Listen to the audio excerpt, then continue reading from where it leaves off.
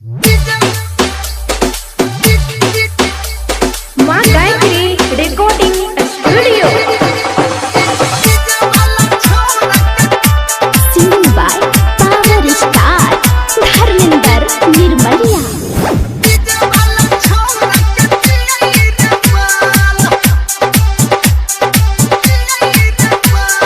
माल माल माल नाचे छै कमाल आगे जे वाला छोरा के चियै रे माल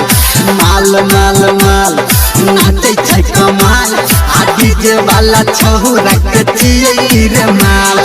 गाल गाल गाल एकर गजो पूछे गाल आ होटाबा में लाली लाठी ढोरही में डाल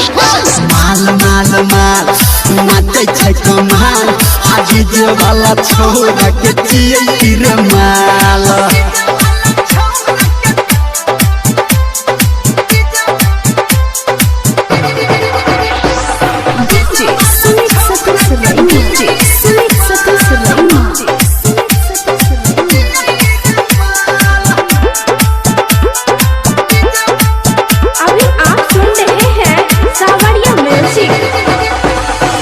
चल चल चकै छै पतली कोमरिया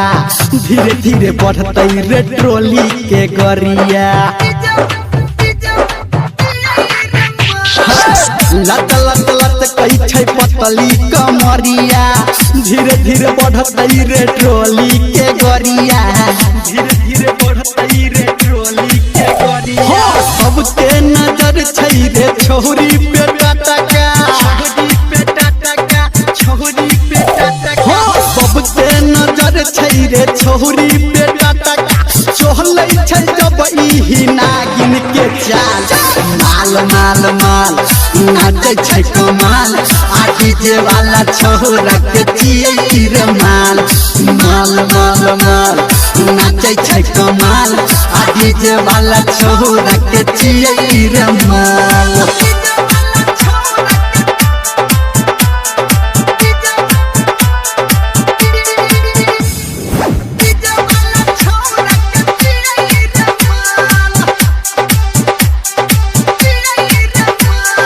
हचर हचर हिलै छै ट्रोली के पाला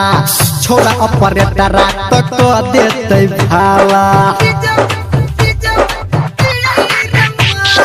हचर हचर हिलै छै ट्रोली के पाला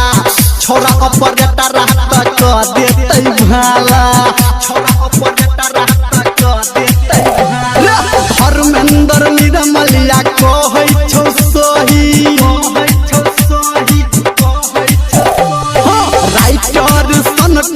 कहै छौ सही डीजे संजय गौतम से मिला के ताल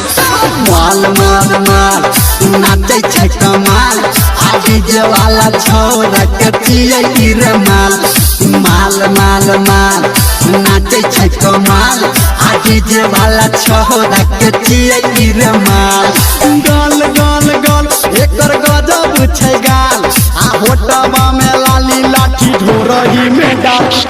माल माल माल नाचे छै कमाल आगे जे वाला छोरा के चियै रे माल।